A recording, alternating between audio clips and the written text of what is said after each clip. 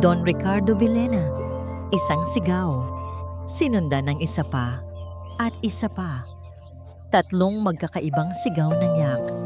Ngunit nagsasama-sama sa iisang nakabibinging ingay sa loob ng mansyon ng mga Villena.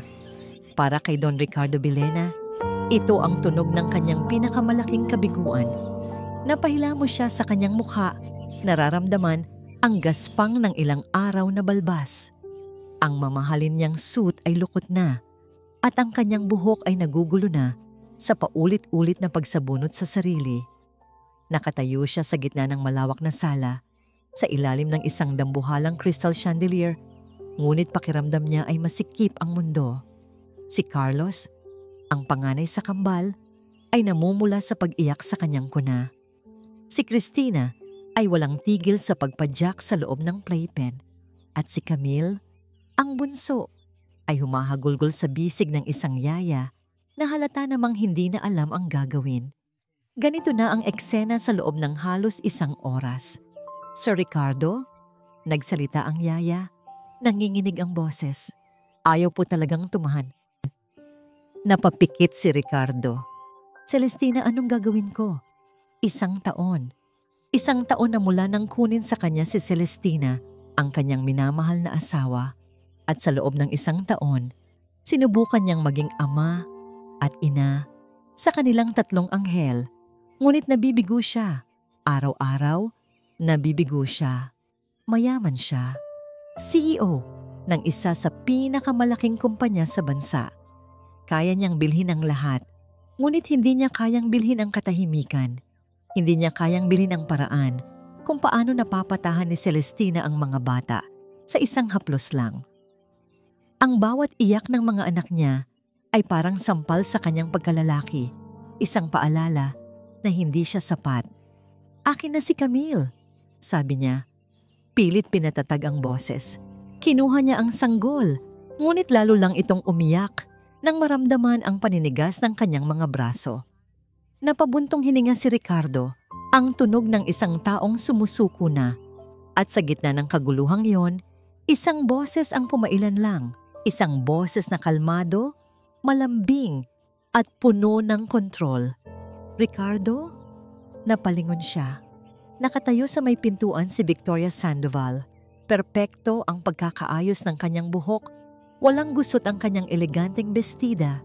Para siyang isang bulaklak na biglang tumubo sa gitna ng isang magulong hardin. Victoria, nasabi na lang niya. Ngumiti ito. Isang nangiting tila kayang pakalmahin ang kahit anong bagyo. Naglakad ito palapit. Hindi pinapansin ang ingay. Mukhang nahihirapan ka, sabi nito sa malumanay na tono. Lumapit ito sa kuna ni Carlos at may ibinulong. Isang lumang awitin, isang awiting pampatulog na pamilyar kay Ricardo. Awitin na madalas kantahin ni Celestina. Isang himala. Unti-unting tumahan si Carlos. Sunod nitong pinuntahan si Cristina. Binigyan ito ng isang maliit na laruan mula sa kanyang bag. Natigil sa pagpadyak ang bata, nakuha ang atensyon nito sa bagong bagay. At sa huli, lumapit ito sa kanya. Dahan-dahan, na parang hindi siya magugulat, kinuha nito si Camille mula sa kanyang mga bisig.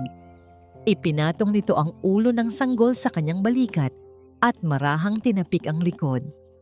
Sa loob lang ng ilang segundo, ang hagulgol ni Camille ay naging mahinang hikbi at di nagtagal ay naging mahimbing na paghinga.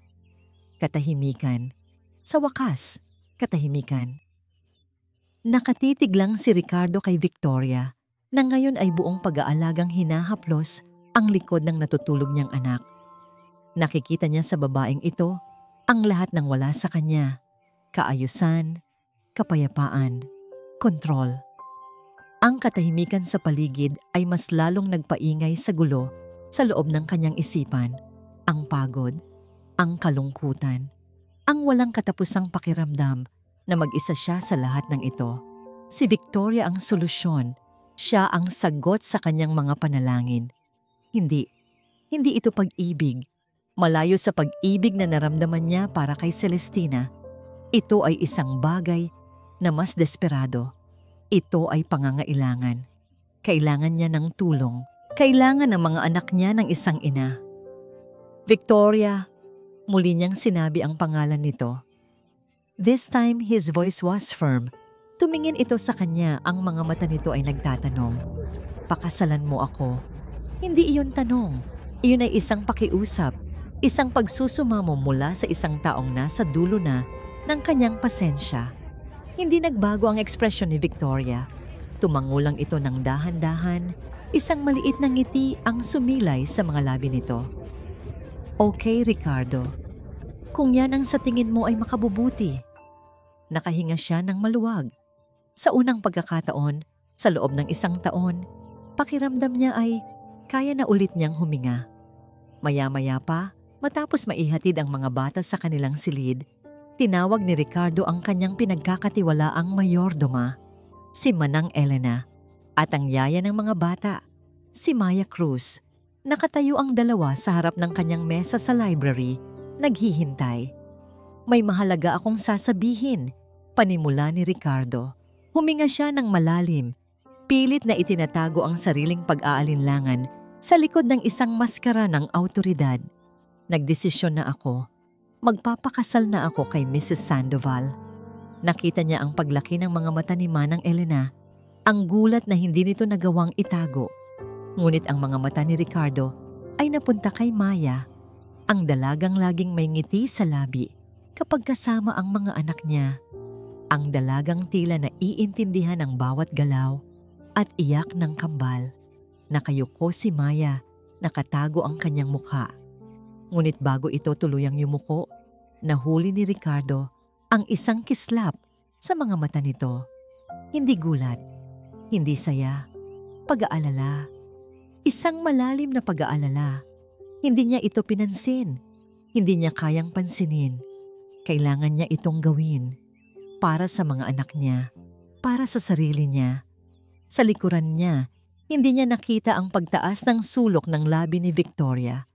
Isang ngingiting tagumpay na tanging si Maya lang ang nakasaksi bago ito muling nagtago sa likod ng isang maamong mukha. Maya Cruz. Para kay Maya Cruz, ang mundo ay umiikot sa tatlong maliliit na araw, sina Carlos, Cristina at Camille. Ang amoy ng baby powder sa umaga, ang maliliit na kamay na humahawak sa kanyang daliri, ang tunog ng kanilang mga halakhak na pumupuno sa bawat sulok ng malaking bahay. Ito ang mga yaman na hindi kayang bilhin ng pera ni Don Ricardo. At para kay Maya, ito ay higit pa sa sapat. Hawak niya ang isang makulay na storybook. Nagbabasa sa paraang alam niyang paborito ng mga bata, na may iba't ibang boses para sa bawat karakter. Nakaupo sila sa malambot na carpet ng playroom. Ang tatlong bata ay nakapalibot sa kanya. Ang mga mata nila'y nakatutok sa mga larawan. At lumipad ang ibon, mataas na mataas. Sabi ni Maya, itinaas ang kanyang kamay na parang lumilipad. Ginaya siya ni Cristina, iwinagayway ang maliliit nitong braso. Lipad! Lipad! Napangiti si Maya. Sa mga sandaling tulad nito, ang puso niya ay tila lumulundag sa tuwa. Hindi niya sila basta alaga. Para sa kanya, sila ay pamilya.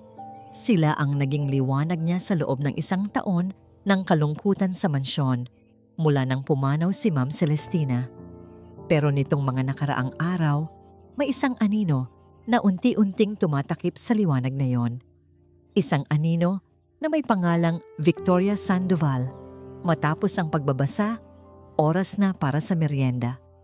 Dinala ni Maya ang mga bata sa maliit na mesa sa veranda. Inihanda niya ang juice at maliliit na biskwit. Dahan-dahan lang, Carlos.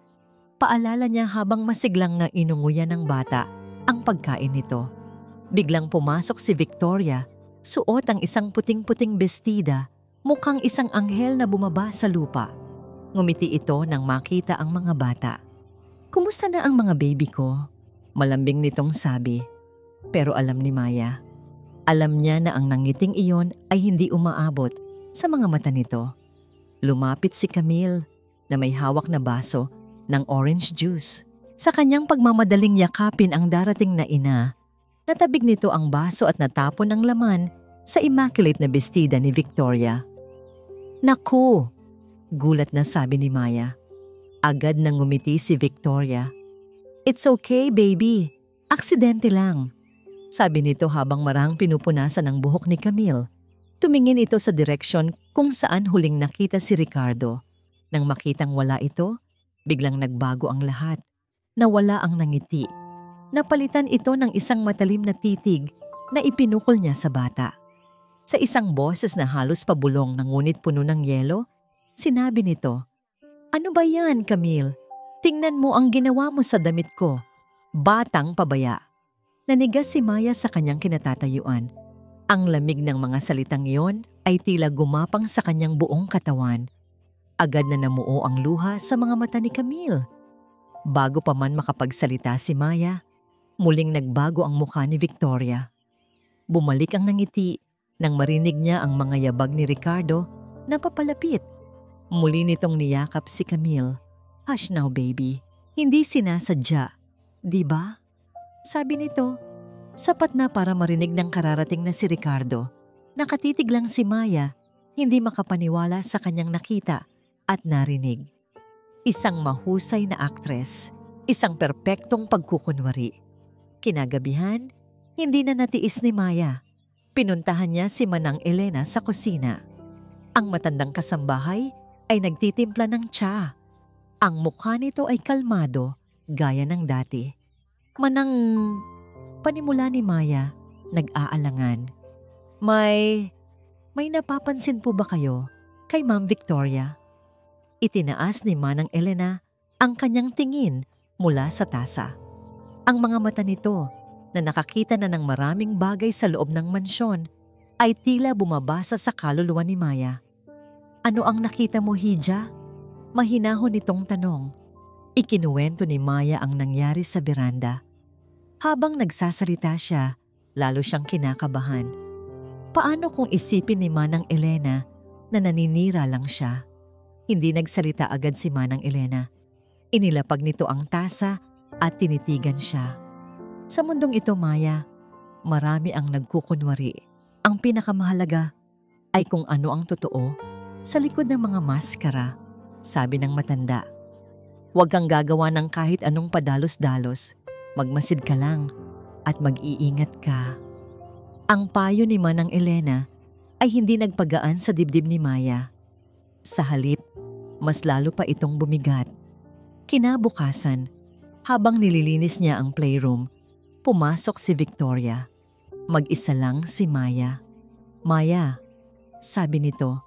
Ang boses ay matamis ngunit may kakaibang talim. "Magaling ka sa mga bata. Nakikita ko yan." "Salamat po, ma'am," sagot ni Maya. Hindi tumitingin. "Alam mo, may dati akong kaibigan." Pagpapatuloy ni Victoria. Dahan-dahang lumalakad palibot sa silid. May yaya rin siya. Mahal na mahal ng yaya ang mga anak niya. Minsan, sa sobrang pagmamahal, nakakalimutan na niyang yaya lang siya. Natigilan si Maya sa kanyang ginagawa. Naramdaman niya ang titig ni Victoria sa kanyang likuran. Nagsimula siyang magbigay ng opinyon. Nagsimula siyang kumontra sa mga desisyon ng amo niya. Sabi pa ni Victoria, nawala siya sa trabaho dahil hindi niya alam kung saan siya lulugar. Dahan-dahang lumingon si Maya. Nakangiti sa kanya si Victoria, ngunit ang mga mata nito ay seryoso at nagbabanta. "Sana lang," dagdag ni Victoria. Lumapit ito at inayos ang kwelyo ng uniforme ni Maya. "Alam mo kung hanggang saan lang ang lugar mo." Tumalikod na ito at naglakad palabas. Iniwan si Maya na nakatayo, nanginginig, at nararamdaman ang lamig na gumagapang sa kanyang gulugod. Hindi na yon pag-aalala, iyon ay takot. At alam niyang sigurado, ang mga salitang yon ay hindi isang payo. Ito ay isang babala. Don Ricardo Villena. May kapayapaan sa mansyon. Ito ang unang napansin ni Ricardo sa mga linggong lumipas matapos ang kanyang proposal kay Victoria. Ang dating nakabibinging iyak ng mga bata ay napalitan ng kontroladong katahimikan. Ang mga gamit ay laging nasa tamang lugar. Ang hapunan ay laging nakahain sa tamang oras. Si Victoria, sa lahat ng paraan, ay perpekto. Nagmamasid siya isang hapon mula sa kanyang opisina sa bahay. Tanaw niya ang hardin kung saan naglalaro ang mga bata. Naroon si Victoria, tinuturuan si Christina kung paano magdilig ng mga rosas. Naroon din si Maya, nakabantay sa di kalayuan, tila isang anino. May kapayapaan, pero bakit may kakaibang bigat sa dibdib ni Ricardo? Ricardo, darling. Biglang pumasok si Victoria. May dalang isang tasa ng kape. Ngumiti ito nang makita ang tinitingnan niya sa bintana. Ang saya nilang tingnan, di ba? Oo, sagot niya. Kinuha ang kape. Magaling ka sa kanila. Sumandal si Victoria sa kanyang mesa. Ang amoy ng mamahalin nitong pabango ay pumuno sa hangin. Mahal ko ang mga anak mo, Ricardo. Gusto ko lang kung ano ang pinakamabuti para sa kanila. Nagkaroon ng sandaling katahimikan. Tumingin si Victoria sa labas. Ang ngiti nito ay bahagyang nawala. Napapansin ko lang, dahan-dahan nitong sabi, na parang nag-aalangan. Medyo maluwag si Maya sa kanila. I mean, I can see she loves the children. Pero minsan, ang sobrang pagbibigay ay hindi rin maganda. It can spoil them. Kumunot ang noo ni Ricardo. Anong ibig mong sabihin?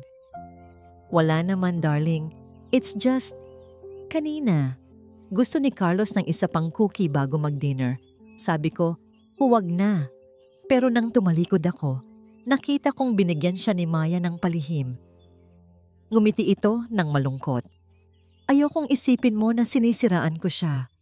Nag-aalala lang ako na baka malito ang mga bata kung dalawa ang sinusunod nilang patakaran. Tumango si Ricardo. Bagamat may kung anong tumusok sa kanyang isipan. Oo, si Maya ay malambing sa mga bata. Pero hindi niya kailanman naisip na iyon ay isang problema. Pero si Victoria ang mapapangasawa niya. Siya ang magiging ina ng mga anak niya. Hindi ba't dapat lang napakinggan niya ito? Kinagabihan, habang pababa siya para maghapunan, nakita niya mismo ang sinasabi ni Victoria. Nasa sala si Maya, kasama ang mga bata. Pinapanood niya ang mga ito habang naglalaro sa sahig. Tumatawa si Carlos. Sa kamay nito, may hawak na biskwit. Maya, tawag ni Ricardo. Ang boses niya ay mas matigas kaysa sa kanyang inaasahan. Agad na napatayo si Maya, gulat. Itinago ni Carlos ang biskwit sa likod. Sir Ricardo, sabi ni Maya, medyo namumutla. Hindi ba't malapit ng maghapunan? Tanong ni Ricardo. Bakit may kinakain pa si Carlos? Pero sir, isa lang naman po. Paborito po kasi niya. Victoria told me? Pagputol ni Ricardo at agad niyang pinagsisihan ang pagbanggit sa pangalan. Ngayon, para siyang isang tismoso na nagrereklamo. Ang sabi ko lang, dapat may disiplina. Napayo ko si Maya. Pasensya na po, sir. Hindi na sumagot si Ricardo. Tumalikod na lang siya at naglakad papunta sa dining room. Ngunit naramdaman niya ang titig ni Maya sa kanyang likuran. Naroon na naman ang bigat sa kanyang dibdib. Bakit pakiramdam niya? Siya ang kontrabida. Noong gabing iyon, hindi siya mapakali sa kanyang kama. Ang mga salita ni Victoria, ang eksena sa sala, ang malungkot na mukha ni Maya, lahat ay naglalaro sa kanyang isipan. Nabulag ako ng kalungkutan ko. Inamin niya sa sarili. Masyado niyang ipinaubaya ang lahat. Masyado siyang umasa sa iba para palakihin ang sarili niyang mga anak. Tama si Victoria. Kailangan niyang maging mas kasangkot. Kailangan niyang malaman kung ano talaga ang nangyayari sa pamamahay niya. Kinuha niya ang kanyang cellphone at tinawagan ng hepe ng kanyang security team. Leo, sabi niya nang sagutin ang tawag, may ipapagawa ako sa iyo. Isang bagay na kumpidensyal. Ano po iyon, sir? Gusto kong magpakabit ka ng mga security camera sa buong mansyon. Sa bawat silid, sa bawat pasilyo, sa hardin. I want them hidden. Walang dapat makaalam. Kahit ang mga staff ko. Masusunod po, sir. Gusto kong makita ang lahat. Dagdag ni Ricardo, ang kanyang boses ay naging malamig at determinado. Lahat. Ibinaba niya ang tawag at humiga muli. Tumingin siya sa kisame. Ginagawa niya ito para sa kaligtasan ng mga anak niya, sabi niya sa sarili, para matiyak na lahat ay nasa ayos. Ngunit sa kaibuturan ng kanyang puso, alam niya ang totoong dahilan. Ginagawa niya ito dahil sa unang pagkakataon mula nang mamatay si Celestina, hindi na siya sigurado kung sino ang dapat niyang pagkatiwalaan sa sarili niyang pamamahay. Samantala, sa kabilang bahagi ng mansyon, sa hardin, may isang anino na naglalakad sa dilim. Si Victoria Sandoval, hawak ang kanyang cellphone, ay naglalakad-lakad habang may kausap. Napansin niya ang isang bahagyang kislap mula sa isa sa mga halaman. Isang maliit, halos hindi kapansin-pansing lente. Lumapit siya. Tinitigan niya ito. Isang hidden camera. Hindi siya natakot. Hindi siya nagulat. Sa halip, isang malamig at mapanlinlang na ngiti ang dahan-dahang gumuhit sa kanyang mga labi habang nakatitig siya ng diretso sa lente. Victoria Sandoval, ang nangiti sa mga labi ni Victoria Sandoval ay nanatili kahit pa tumalikod na siya sa nakatagong kamera. Naglakad siya pabalik sa loob ng mansyon. Ang bawat hakbang ay kalmado at may kumpiyansa na para bang ang natuklasan niya ay hindi isang banta, kundi isang regalo. Pagpasok niya sa kanyang silid, agad niyang nilock ang pinto.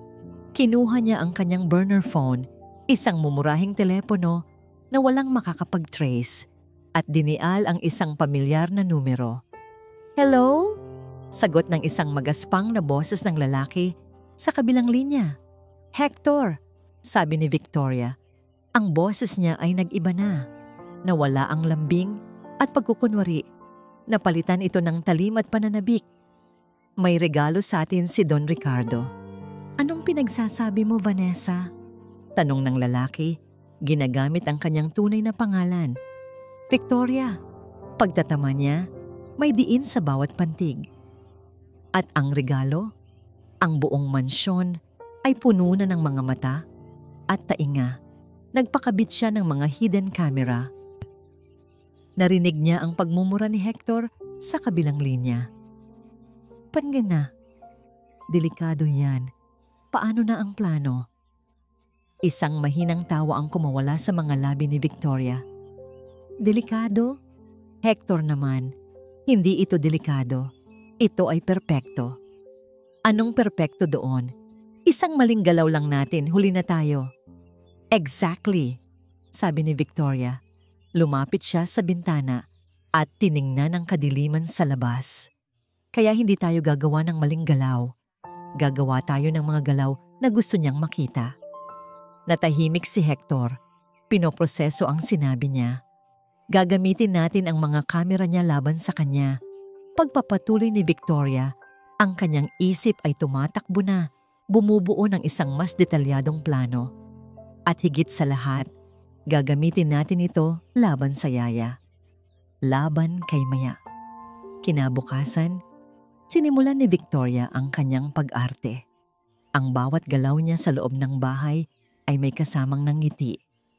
Bawat paglapit niya sa mga bata ay puno ng lambing. Tinitiyak niyang laging nasa anggulo siya ng mga kamerang alam niyang nandoon. Kinakantahan niya ang mga bata, binabasahan ng libro, niyayakap. Isa siyang perpektong larawan ng isang mapagmahal na ina. At sinimulan din niya ang dahan-dahang pagwasak kay Maya. Isang araw, habang naglalaro sila sa playroom, sinadya niyang iwan ang isang mamahaling porselanang music box sa mababang estante kung saan madaling maabot ng mga bata. Pagkatapos, tinawag niya si Maya para kumuha ng juice sa kusina. Pagbalik ni Maya, ang music box ay basag na sa sahig. Umiiyak si Camille. Agad na lumuhod si Victoria at niyakap si Camille. Tinitingnan kung may sugat ito. "Shh, baby, it's okay," sabi niya, habang pasimpleng sumusulyap sa direksyon ng nakatagong kamera sa sulok. Nang dumating si Ricardo na narinig ang ingay, ang eksenang nakita nito ay si Victoria na inaalo ang umiiyak na bata, si Maya na nakatulala sa basag na gamit at ang ebidensya ng kapabayaan. Anong nangyari dito? Tanong ni Ricardo. Si Victoria ang sumagot. Ang boses ay puno ng pag-aalala. Hindi ko alam, Ricardo. Iniwan ko lang saglit si Maya kasama sila. Hindi niya tinapos ang pangungusap. Hinayaan niyang ang isip ni Ricardo ang magdugtong. Nakita ni Victoria ang pagbabago sa mukha ni Ricardo. Ang pagkadismaya. Ang unti-unting pagkawala ng tiwala para kay Maya.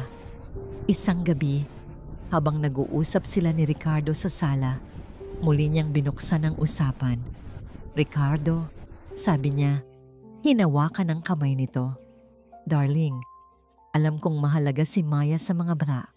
Pero, pakiramdam ko, nahihirapan silang tanggapin ako bilang bagong ina dahil nandyan pa rin siya. Nalilito sila. Siguro kung mabibigyan lang kami ng espasyo, kami lang, mas mapapabilis ang pagiging pamilya natin. Tinitigan siya ni Ricardo. Ang mga mata nito ay puno ng pag-aalinlangan at pagod. Nakikita ni Victoria ang panloob na laban sa kanyang isipan at alam niyang malapit na siyang manalo. Kinagabihan, muli niyang tinawagan si Hector. Kailangan na nating tapusin to, Hector. Kailangan ko ng isang bagay na hindi na niya kayang palampasin. Isang bagay na solid. Alam ko na, sabi ni Hector. May access ako sa lahat ng footage mula sa mga IP address ng camera niya. Magaling akong mag-edit, Vanessa. Magaling ako sa paglikha ng katotohanan. Makalipas ang isang araw, isang video file ang ipinadala ni Hector sa cellphone ni Victoria. Pinanood niya ito. Ang video ay kuha sa playroom. Si Maya at si Christina ay naglalaro. Sa orihinal na footage, kinuha ni Maya ang isang manika mula kay Christina para ipakita kung paano ito gumagana at masayang pumalakpak ang bata. Ngunit sa edited na video ni Hector, ang eksena ay iba na. Ang pagkuha ni Maya sa manika ay naging marahas. Ang pagpalakpak ni Christina ay inalis at pinalitan ng isang kuha mula sa ibang araw kung saan siya ay umiiyak dahil nadapa. Ang audio ay manipulahin para ang tunog ng pag-agaw sa manika ay maging malakas at nakakagulat. Ang resulta ay isang maikli ngunit brutal na video ng isang yaya na inaagaw ang laruan ng isang bata na nag-iiwan dito na humahagulgol. Ito ay kasinungalingan. Isang perpektong gawa-gawang kasinungalingan. Tinitigan ni Victoria ang screen. Isang diabolikong ngiti ang muling sumilay sa kanyang mga labi. Pinindot niya ang save. Game over, Maya. Bulong niya sa katahimikan ng kanyang silid. Hawak na niya ang sandata. Isang sandata na hindi ginagamit para manakit ng katawan, kundi para wasakin ang tiwala, sirain ang isang pangalan, at sa huli, para patayin ang katotohanan. At bukas ng umaga, ipuputok na niya ito. Umaga, dapat sana ay simula ng isang panibagong araw, isang bagong pag-asa. Ngunit para kay Ricardo Villena, ang umagang iyon ay ang simula ng isang bangungot. Naabutan niya si Victoria sa breakfast nook, nakaupo, hindi ginagalaw ang pagkain sa kanyang plato. Ang kanyang mga balikat ay nakakrus at ang kanyang mga mata ay namumula na para bang umiyak siya buong gabi. Victoria, anong problema? Tanong ni Ricardo. Lumapit siya at hinawakan ang balikat nito. Tumingin ito sa kanya. Ang mga mata nito ay puno ng luhang nagbabadyang tumulo. Hindi ito nagsalita. Sa halip, dahan-dahan nitong inabot ang kanyang cellphone na nakapatong sa mesa. Tingnan mo, halos pabulong nitong sabi. Ayokong maniwala, Ricardo. Sinubukan kong isipin na baka namamalikmata lang ako. Pero nasa video. Kinuha ni Ricardo ang telepono. Ang kanyang puso ay biglang nagsimulang kumabog ng mabilis. Pinindot niya ang play. Ang video ay maikli lang, wala pang 20 segundo. Ngunit bawat segundo ay parang isang suntok sa kanyang sikmura. Nakita niya si Maya. Ang Mayang kilala niya bilang malambing at mapagmahal. Ngunit sa video, ang mga kilos nito ay marahas. Nakita niya kung paano nito biglang hinablot ang manika mula sa kamay ng kanyang anak. Si Christina, nakita niya ang pag-iyak ng kanyang anak. Isang iyak na tila puno ng takot at gulat. Paulit-ulit niyang pinanood ang video. 3 beses, 4, 5 beses. Umaasa siyang sa susunod na panonood, mag-iiba ang eksena. Na baka nagkamali lang siya ng interpretasyon, pero hindi, malinaw ang lahat. Saan galing ito? Tanong niya. Ang boses niya ay malamig at walang emosyon. Sa isa sa mga kamera mo, sagot ni Victoria humihikbi. Sinilip ko lang kaninang umaga para tingnan kung gising na ang mga bata at iyan ang nakita ko. Isang nag-aapoy na galit ang biglang pumuno sa buong pagkatao ni Ricardo. Isang galit na nag-ugat hindi lang sa nakita niya, kundi sa pakiramdam na pinagtaksilan siya. Pinagkatiwalaan niya si Maya. Ipinagkatiwala niya ang kanyang mga anak dito. Patawag niyo si Maya. Utos niya sa isang kasambahay na dumaan. Ang kanyang boses ay naging matigas na parang bato. Sabihin niyo, pumunta siya sa library. Ngayon na. Pagpasok ni Ricardo sa library, nandoon na si Victoria. Naghihintay. Ibinagsak ni Ricardo ang cellphone sa ibabaw ng kanyang malaking mahogany desk. Ang tunog ay umaling-awngaw sa tahimik na silid. Maya-maya pa, pumasok si Maya, may daladalang tuwalya at gamit ng mga bata. Ngumiti pa ito ng bahagya. Pinapatawag niyo raw po ako, sir. Ang nangiting iyon, ang inosenteng nanangiting iyon, ang mas lalong nagpasiklab sa galit ni Ricardo. Hindi siya sumagot. Itinuro lang niya ang cellphone sa mesa. Ano to? Naguguluhang lumapit si Maya. Kinuha niya ang telepono at pinanood ang video. Nakita ni Ricardo ang unti-unting pagbabago sa mukha nito. Mula sa pagkalito, naging gulat, at sa huli ay naging purong takot. Nanlaki ang mga mata nito at napailing-iling. Sir, hindi po yan totoo. Hindi po ganyan ang nangyari. Sabi ni Maya, ang boses ay nanginginig. Naglalaro lang po kami ni Christina. Pinapakita ko lang po sa kanya kung paano gumagalaw ang manika. Hindi totoo, sigaw ni Ricardo. Sa wakas ay sumabog ang kanyang galit. Tinuro niya ang screen. Kitang-kita ng 2 mata ko, Maya.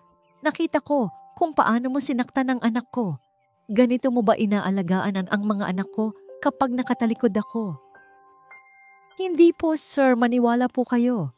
Pagmamakaawa ni Maya, ang mga luha ay nagsimula nang mamuo sa kanyang mga mata.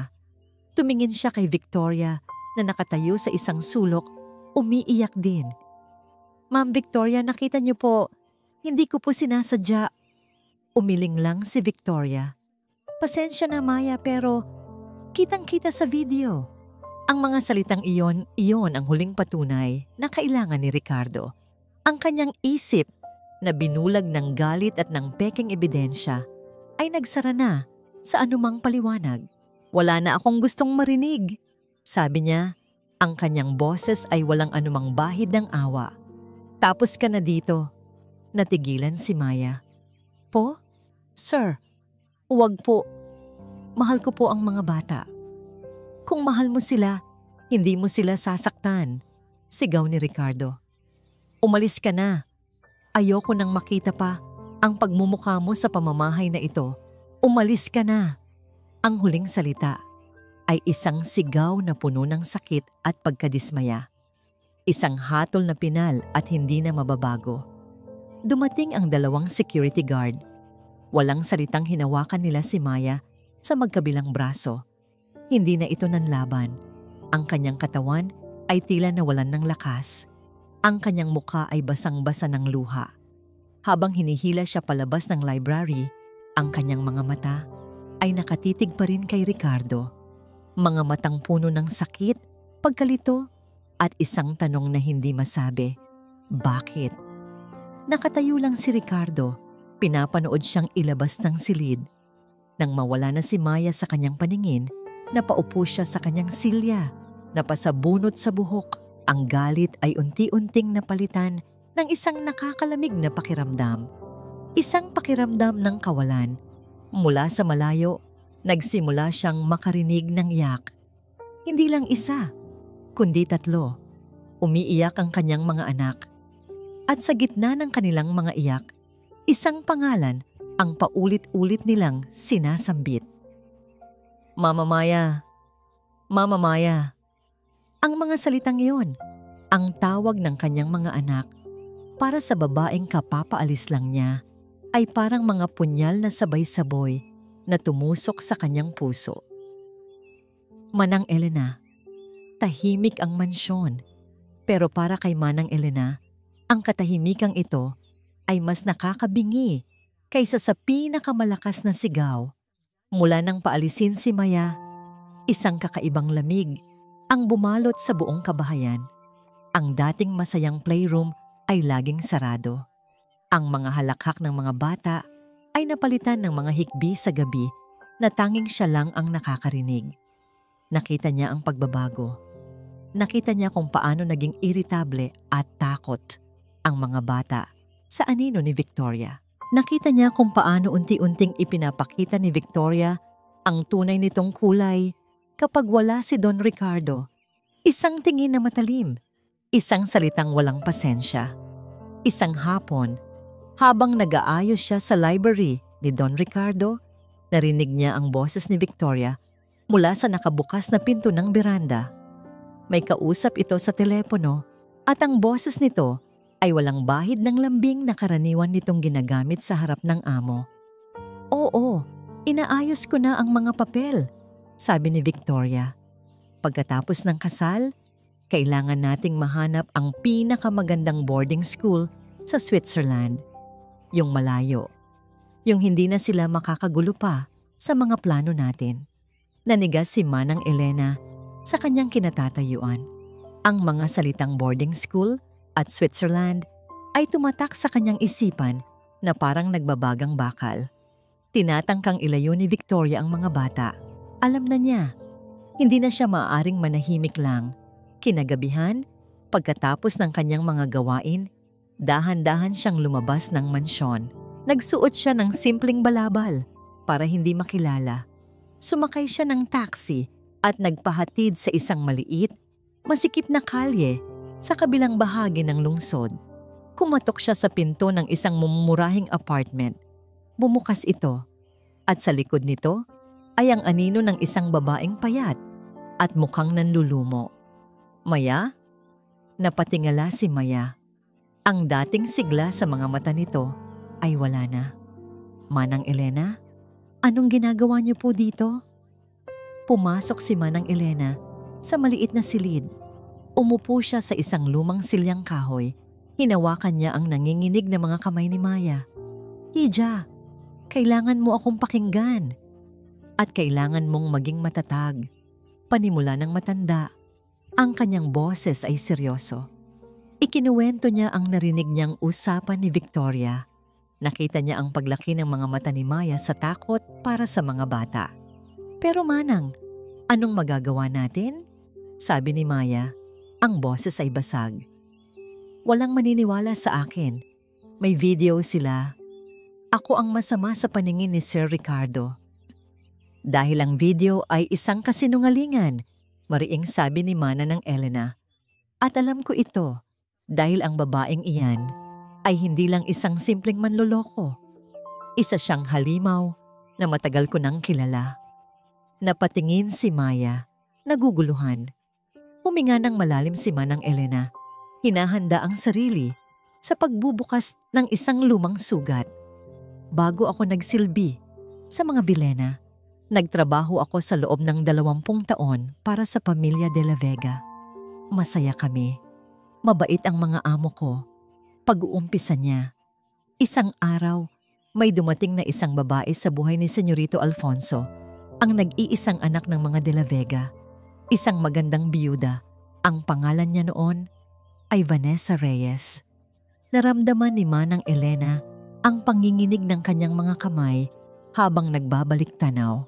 Inakit niya si Senyorito Alfonso, pinakasalan, at unti-unti sinimulan niyang kontrolin ang lahat. Ang pera, ang negosyo. Gumawa siya ng mga peking dokumento, mga peking utang. Sa loob lang ng 1 taon, ang yaman ng mga De La Vega na pinaghirapan ng maraming henerasyon nawala. Na-bankrupt sila. Dahil sa sobrang depresyon, inatake sa puso si Don Alejandro. Sumunod ang kanyang asawa at si Senyorito Alfonso. Iniwan siya ni Vanessa matapos makuha ang lahat. Naiwan siyang nag-iisa. Sira ang buhay. Ang mga luha ay nagsimula nang tumulo mula sa mga mata ni Manang Elena. Nandoon ako. Nakita ko ang lahat at hinding-hindi ko makakalimutan ang mukha ng babaeng sumira sa kanila. Tumingin siya nang diretso sa mga mata ni Maya. Ang kanyang tingin ay puno ng sakit at determinasyon.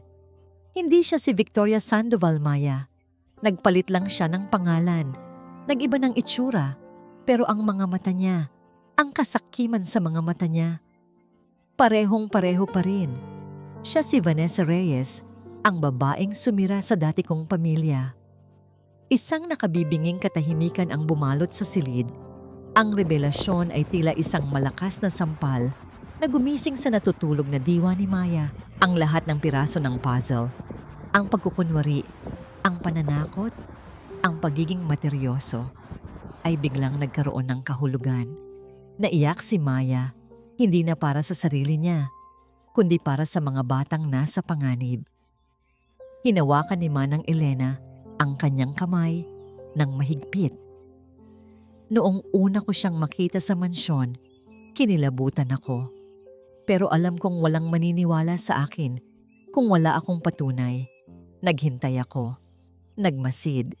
Pero ngayon, wala na tayong oras. Tumingin si Manang Elena kay Maya, hindi na bilang isang matandang kasambahay, kundi bilang isang kasamang mandirigma. Hindi ko hahayaang maulit ang nangyari noon. Hindi sa pamilya Villena, sabi niya. Ang boses ay matatag na. Tutulungan mo ba akong iligtas ang mga bata? At ibunyag ang katotohanan? Pinunasan ni Maya ang kanyang mga luha. Ang takot sa kanyang mga mata ay unti-unting napalitan ng isang apoy na ngayon lang nagliyab. Isang apoy ng katapangan. Tumango siya. Opo, Manang. Gagawin ko po ang lahat. Maya Cruz, ang maliit na apartment ni Maya na dating pugad ng kanyang kalungkutan, ay naging headquarters ng kanilang tahimik na misyon. Sa unang pagkakataon, sa loob ng maraming linggo, isang bagong enerhiya ang dumaloy sa kanyang mga ugat. Hindi na ito ang bigat ng kawalan ng pag-asa, kundi ang kaba at tapang ng isang taong may ipinaglalaban. Hindi natin siya pwedeng kalabanin gamit ang salita. Laban sa salita, sabi ni Manang Elena. Habang nakaupo sila sa maliit na mesa, sa harap nila ay may 2 tasa ng mainit na salabat. Magaling siyang magsinungaling at nasa panig niya si Don Ricardo. Ang video, sabi ni Maya. Kahit anong sabihin ko, iyon ang pinaniniwalaan niya. Eksakto, sagot ng matanda. Ang video ay pwedeng i-edit, pwedeng manipulahin. Ang kailangan natin ay isang bagay na hindi niya maitatanggi. Isang bagay na manggagaling mismo sa bibig niya. Isang ideya ang biglang pumasok sa isip ni Maya. Isang recording. Tumango si Manang Elena. Isang maliit na ngiti ang sumilay sa kanyang mga labi. Isang recording ng kanyang pag-amin. Doon, sa gitna ng katahimikan ng gabi, sinimulan nilang buuin ang isang mapangahas na plano. Bawat detalye ay pinag-isipan. Bawat posibleng problema ay tinimbang. Kilala ko ang ugali ni Victoria o Vanessa, paliwanag ni Manang Elena. Mayabang siya. Mahilig siyang ipagmalaki ang kanyang mga panalo, lalo na sa mga taong sa tingin niya ay mas mababa sa kanya. At palagi siyang nakikipagkita sa kasabwat niyang si Hector sa library kapag wala si Don Ricardo. Iyon ang lugar kung saan kampante siya. Ang library, bulong ni Maya. Iyon ang lugar kung saan siya hinatulan. Ngayon, iyon din ang magiging lugar ng katotohanan. Pero paano po tayo makakapaglagay ng recording device doon nang hindi niya napapansin? Tanong ni Maya. May kinuha si Manang Elena mula sa kanyang bayong. Isang maliit, eleganteng silver na brooche. Hugis dahon. Mukha itong ordinaryong palamuti. Hindi ito ordinaryong brooche, Hija, sabi ni Manang Elena. Regalo ito sa akin ng dati kong amo, si Don Alejandro. Mahilig siya sa mga kakaibang gamit. Isa itong high-technology voice recorder. Isang pindot lang at kaya niyang i-record ang lahat ng usapan sa loob ng isang silid ng malinaw. Namangha si Maya. Ang isang maliit na bagay na yon ang magiging susi nila. At paano ako makakapasok? Ako ang bahala doon, sabi ni Manang Elena. Ang kanyang mga mata ay nagpapakita ng determinasyon. Magkukunwari akong nagkasakit. Uubo ako ng malubha. Sasabihin kong kailangan ko ng tulong at tatawagan ko ang kamag-anak ko mula sa probinsya para alagaan ako pansamantala. Ikaw ang darating. Naramdaman ni Maya ang pagbilis ng tibok ng kanyang puso. Babalik siya sa mansyon. Babalik siya sa lugar kung saan siya ipinagtabuyan. Ang takot ay gumapang sa kanyang dibdib, ngunit mas malakas ang pag-aalala niya. Para kina Carlos, Cristina at Camille, mag-iiba ka ng anyo. Dagdag ni Manang Elena. Isang simpleng bestida, salamin sa mata at itatali mo ang buhok mo. Hindi ka niya makikilala agad-agad, lalo na't magiging abala siya sa pag-aalala sa sakit ko. Ang plano ay simple, ngunit delikado. Isang maling galaw lang at lahat ay maaaring masira. Kinabukasan isinagawa nila ito. Nakatanggap si Maya ng text mula kay Manang Elena. Nagsimula na ang pag-arte ko. Maghanda ka na. Nagsuot si Maya ng isang lumang bestida na ipinahiram ni Manang Elena. Isinuot niya ang isang malaking salamin na walang grado.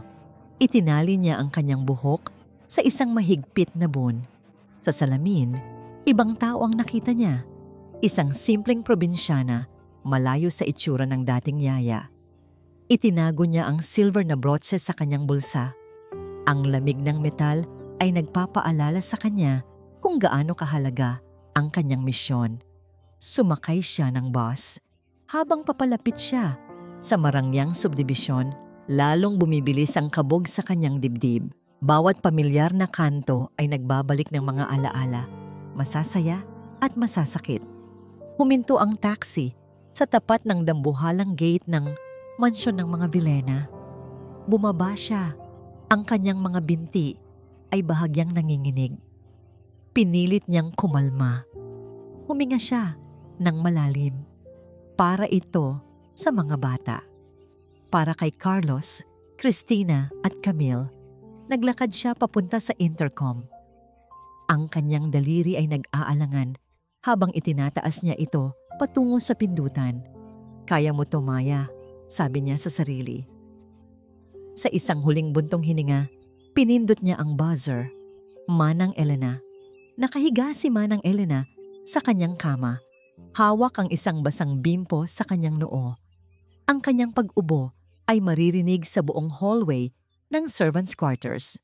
Bawat ubo ay perpektong tinimpla, sapat na para maging kapani-paniwala. Ngunit hindi sapat para tumawag pa ng doktor si Victoria. Nakita niya sa gilid ng kanyang mata ang pagpasok ni Victoria sa silid. Ang mukha nito ay hindi nagpapakita ng pag-aalala, kundi ng pagkainis. Manang Elena, ano ba yan? Ang lakas ng ubo mo, baka mahawa pa ang mga bata. Sabi nito, nakatayo malapit sa pinto, tila nandidiri. Pasensya na po, ma'am, sagot ni Manang Elena. Ang boses ay ginawa niyang mahina at paos. Hindi ko po talaga kaya. Mabuti na lang po at parating na ang pamangkin ko para tulungan ako. Kumunot ang noo ni Victoria. Pamangkin? Sakto namang tumunog ang intercom. Iyon na ang hudyat. Siya na po yata yan, ma'am, sabi ni Manang Elena. Naiinis na bumaba si Victoria para pagbuksan ng gate. Ito ang pagkakataong hinintay ni Manang Elena. Kinuha niya ang kanyang cellphone, binuksan ang isang special application na nag-uugnay sa silver na brotse at inilagay ang isang maliit na earphone sa kanyang tainga. Ngayon, maririnig na niya ang lahat ng maririnig ng brotse. Ilang sandali pa, pumasok si Maya sa kanyang silid, suot ang kanyang disguise. Kasunod niya si Victoria. Ito po si Lita, ma'am. Pagpapakilala ni Manang Elena. Pamangkin ko po. Sinuri ni Victoria si Maya mula ulo hanggang paa. May pagdududa sa mga mata nito. Ngunit ang simpleng anyo ni Maya ay hindi nagbigay ng anumang dahilan para ito ay maghinala. Sige, sabi ni Victoria. Bantayan mo yang tiyahin mo at siguraduhin mong hindi ka lalapit sa mga bata. Tumalikod na ito at umalis.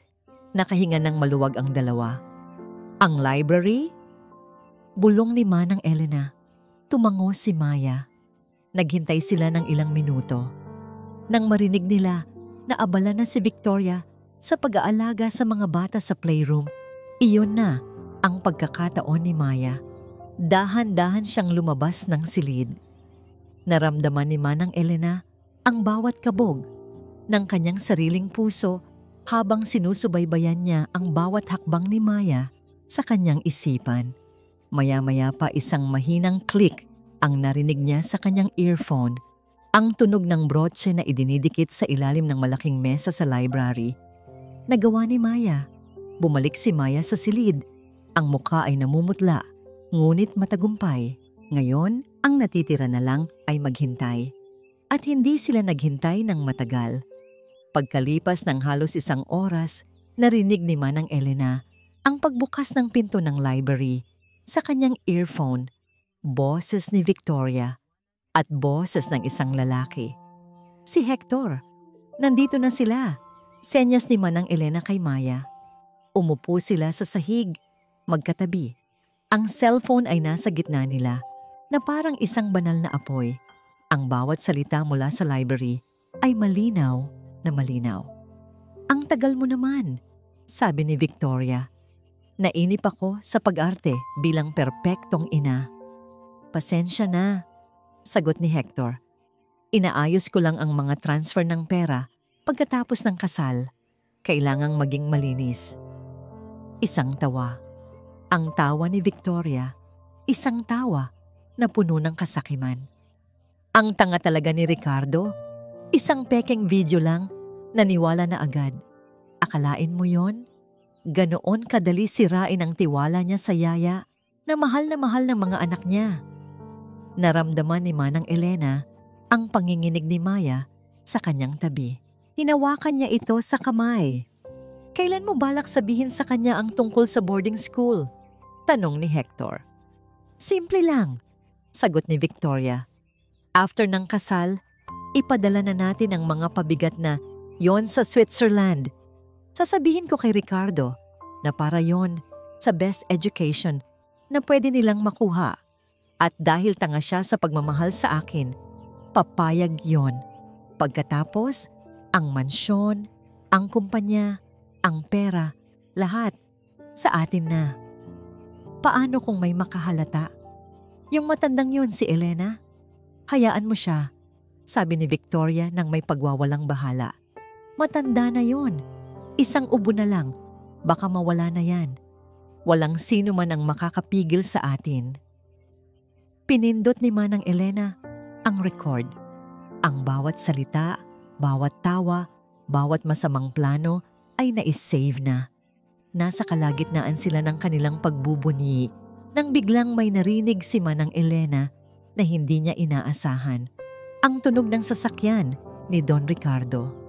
Maaga siyang umuwi. Bulong ni Manang Elena kay Maya.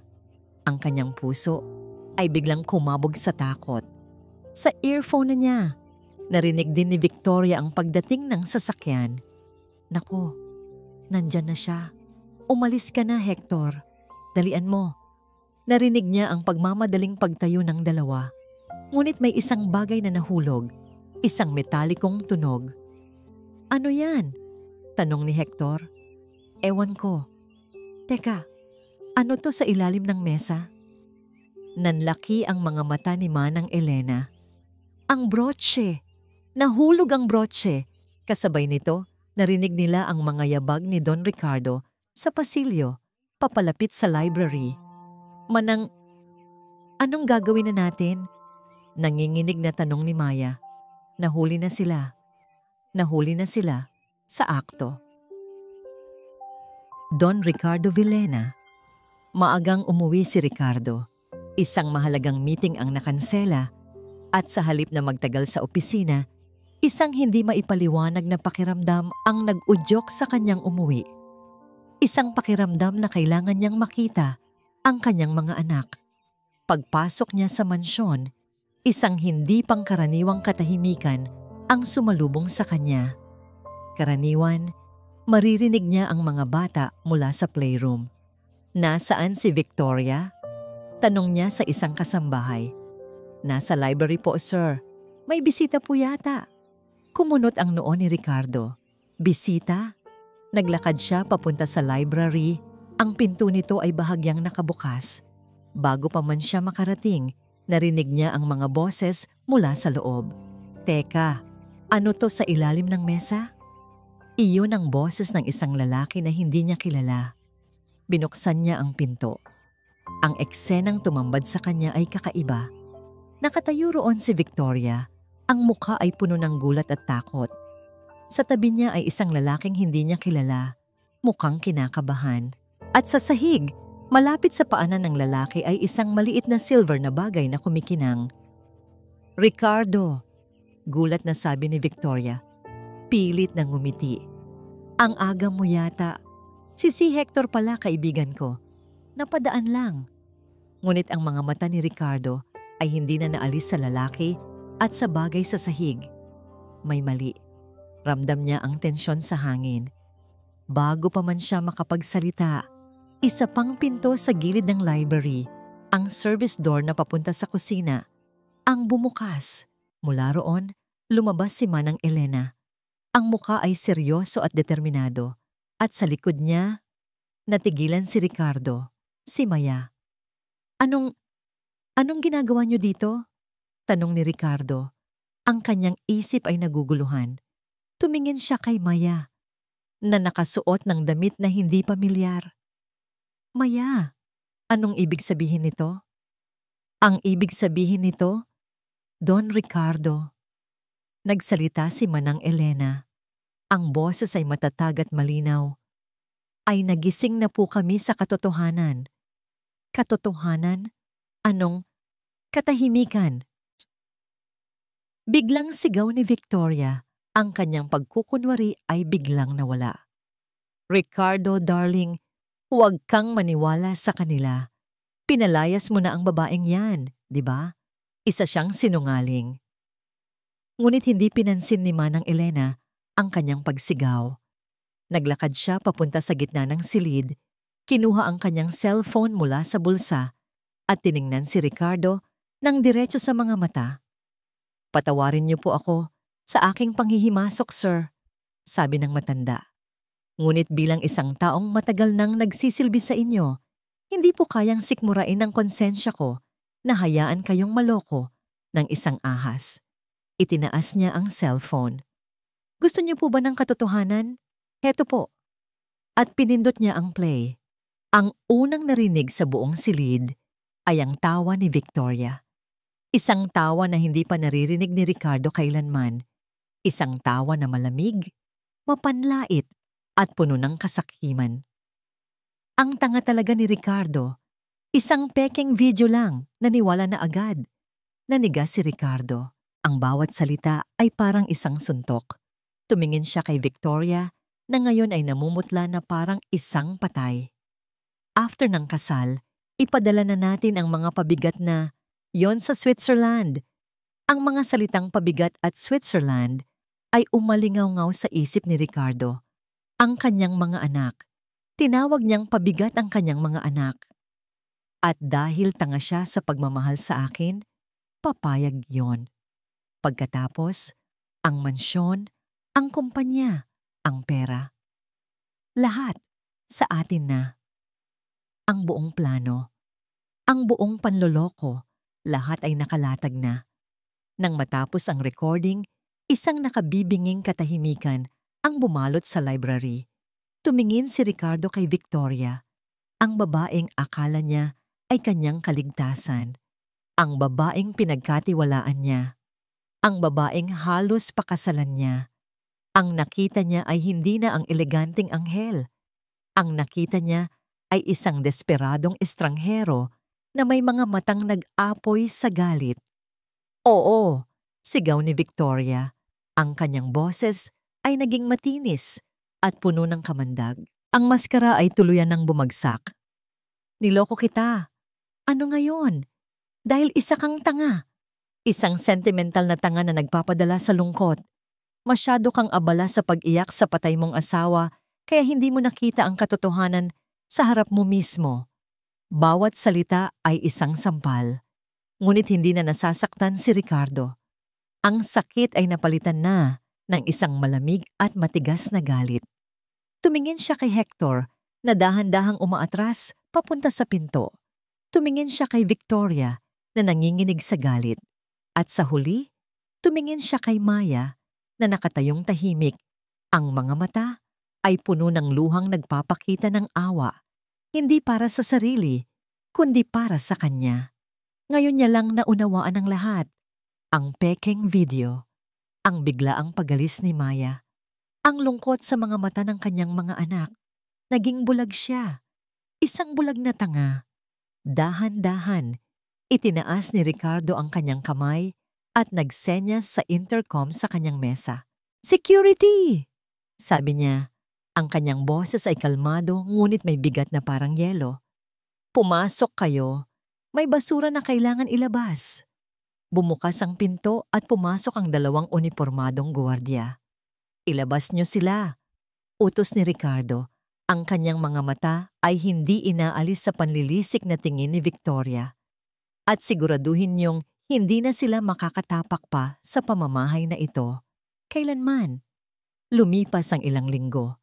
Ang iskandalo tungkol kay Victoria Sandoval o Vanessa Reyes, ayon sa lumabas na balita, ay mabilis na kumalat at namatay din. Ang hustisya ay umusad. Hinarap niya at ni Hector ang maraming kaso ng panloloko. Ngunit para sa mga naiwan sa mansyon ng mga Villena, ang tunay na trabaho ay ngayon palang magsisimula. Ang paghilom. Hindi bumalik agad si Maya sa mansyon.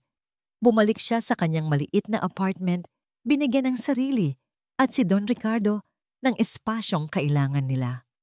Paminsan-minsan, tumatawag si Manang Elena para magbigay ng balita. Ang mga bata raw ay unti-unti nang bumabalik sa dati. At si Don Ricardo, nagbago na raw ito. Isang hapon, habang nagtutupi siya ng damit, isang itim at eleganteng kotse ang huminto sa tapat ng kanyang apartment. Bumaba mula rito si Don Ricardo, hindi suot ang kanyang karaniwang business suit, kundi isang simpleng polo shirt at slacks. Mukha siyang pagod, ngunit may bagong liwanag sa kanyang mga mata. Nagulat si Maya, hindi niya alam ang gagawin. "Maya," sabi nito. Ang boses ay mahina. "Pwede ba tayong mag-usap?" Pinapasok niya ito. Umupo si Ricardo sa iisang silyang kahoy sa kanyang silid. Sa unang pagkakataon, nakita ni Maya ang CEO ng Villena Corporation na mukhang ordinaryo, isang taong may pinagdadaanan. "Nandito ako," panimula ni Ricardo. Nahihirapang hanapin ang mga tamang salita para humingi ng tawad. Tumingin ito ng diretso sa kanyang mga mata. Ang tingin nito ay walang bahid ng pagiging arogante. Tanging purong pagsisisi. "Patawarin mo ako, Maya, sa lahat ng sakit na idinulot ko sa'yo, sa hindi ko pakikinig, sa kawalan ko ng tiwala." Huminga ito ng malalim. Nabulag ako ng kalungkutan ko, ng pagod, ng kasalanan na nararamdaman ko sa pagkamatay ni Celestina. Hinanap ko ang pinakamadaling solusyon at hindi ko nakita ang katotohanan na nasa harap ko na pala. Hindi nakapagsalita si Maya. Hinayaan lang niya itong magpatuloy. Pinakinggan ko ang mga kasinungalingan niya dahil iyon ang gusto kong marinig, na may isang taong kayang ayusin ang lahat para sa akin. Pero mali ako, sabi ni Ricardo, isang mapait na ngiti ang sumilay sa kanyang labi. Ikaw ang nagligtas sa mga anak ko noong nandoon ka at kahit noong wala ka na. Ikaw ang nagligtas sa akin mula sa sarili ko. Isang butil ng luha ang pumatak mula sa mata ni Maya. Hindi dahil sa sakit, kundi dahil sa bigat na sa wakas ay nabitawan na. Tumayo si Ricardo. Hindi ako nandito para pilitin kang bumalik. Alam kong wala akong karapatan, pero kailangan kong subukan. Tumingin ito sa kanya.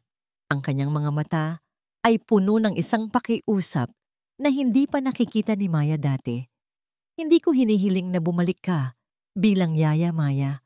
Nagkaroon ng sandaling katahimikan. Hinihiling ko na tulungan mo akong matutunan kung paano maging isang tunay na ama, na maging parte ka ng pamilya namin. Dahil ang totoo, ikaw na ang naging ilaw ng mga anak ko. Ang ilaw na matagal ko nang hindi nakikita. Tumingin si Ricardo sa labas ng bintana na para bang nahihiyang sabihin ang susunod na mga salita. Hinihiling ko na bumalik ka para sa amin. Hindi ito isang utos mula sa isang amo. Hindi ito isang alok ng trabaho. Ito ay isang pakiusap mula sa isang ama. Isang taong sugatan na gustong matutong maghilom. Tinitigan ni Maya si Don Ricardo. Nakita niya ang kanyang pagsisisi. Nakita niya ang kanyang katapatan. At higit sa lahat, naisip niya ang tatlong maliliit na anghel na naghihintay sa kanya. Sina Carlos, Cristina at Camila. Alam na niya ang kanyang sagot bago pa man niya ito sabihin. Ngumiti siya. Sa unang pagkakataon, sa loob ng maraming linggo, isang tunay at taos-pusong ngantam na ngiti. Don Ricardo Villena. Ang araw ng pagbabalik ni Maya sa mansyon ay hindi enggrande. Walang salo-salo, walang mga palamuti. Tanging ang tunog lang ng maliit na sasakyan ni Ricardo na humihinto sa tapat ng malaking pinto. Siya mismo ang nagbukas ng pinto ng kotse para kay Maya. Nang tumayo si Maya sa harap ng mansyon, huminga ito ng malalim na para bang sinasanay ang sarili sa isang bagong hangin. Ngunit bago pa man sila makahakbang, bumukas ang pinto ng mansyon. Mula roon, lumabas ang tatlong maliliit na figura, tumatakbo ng buong bilis. Mama Maya! Ang sabay-sabay na sigaw ni na Carlos, Cristina at Camille ay ang pinakamagandang musikang narinig ni Ricardo sa loob ng mahabang panahon. Niyakap ng tatlong bata si Maya ng mahigpit. Halos matumba ito sa kanilang pinagsama-samang bigat. Lumuhod si Maya para maging kapantay nila. At ginantihan niya sila ng isang yakap na puno ng pananabik at pagmamahal. Napanood ni Ricardo ang lahat mula sa di kalayuan. Si Manang Elena ay nakatayo sa may pintuan. Tahimik na pinupunasan ang mga luha sa kanyang mga mata. Sa sandaling iyon, naramdaman ni Ricardo ang isang bagay na matagal nang nawawala sa kanyang tahanan. Init. Ang tunay na init ng isang pamilya. Walang pag-uusap tungkol sa trabaho. Walang mga patakaran. Si Maya ay bumalik. Hindi bilang isang yaya, kundi bilang si Maya.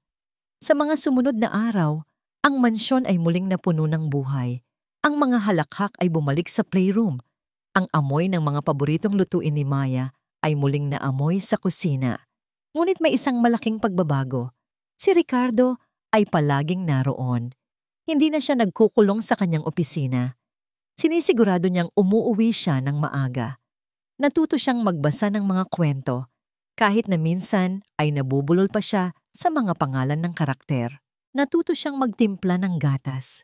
Natuto siyang makinig, hindi lang sa mga salita, kundi sa mga hikbi, sa mga tawa, sa mga katahimikan.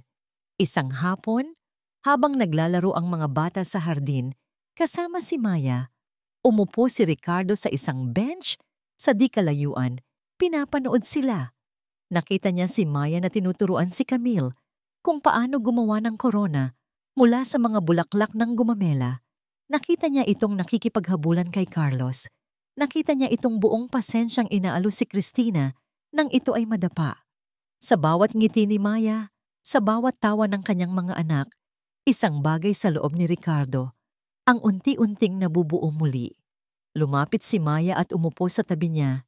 Iniwan ang mga bata na masayang naglalaro sa damuhan. Masaya sila, sabi ni Maya, nakatingin sa mga bata. Dahil bumalik ka, sagot ni Ricardo, nakatingin din sa kanila.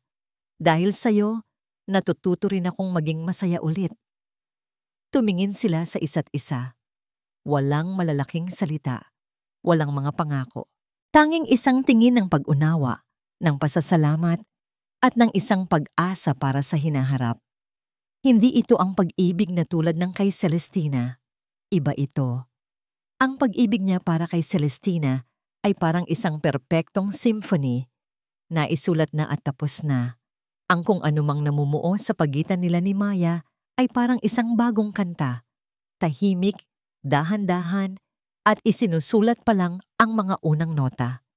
Isang kanta na binuo hindi mula sa simbuyo ng damdamin, kundi mula sa mga guho ng isang trahedya.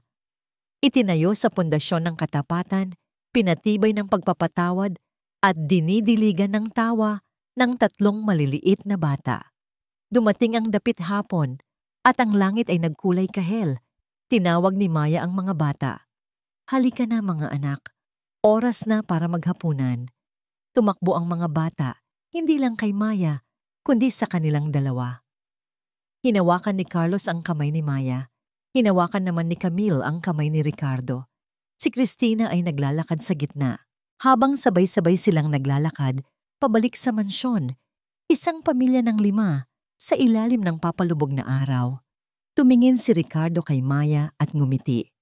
Isang tunay, payapa, at puno ng pasasalamat ng ngiti. Ang unang tunay na ngiti niya sa loob ng mahigit 1 taon. Alam niyang mahaba pa ang lalakbayin nila. Marami pang sugat ang kailangang maghilom. Ngunit sa unang pagkakataon, hindi na siya natatakot sa bukas. Dahil sa wakas, ang mansyon ng mga Villena ay muli nang naging isang tahanan.